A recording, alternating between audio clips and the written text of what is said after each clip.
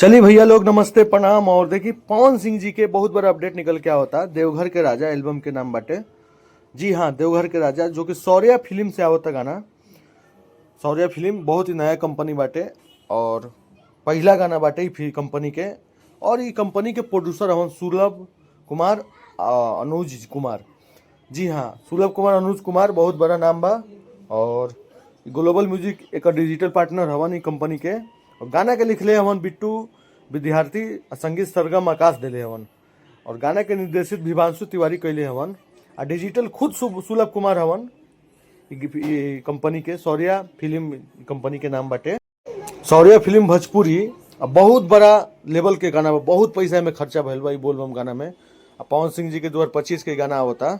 और वो लोग आशा बा कि गाना के बहुत प्यार देम। और सुलभ कुमार जी के चैनल के ज़्यादा से ज़्यादा वो लोग प्यार आशीर्वाद दी लोग कि गाना ऐसे ही ब्लास्ट होको। 21 तारीख के गाना आवता सुबह 6:45 में।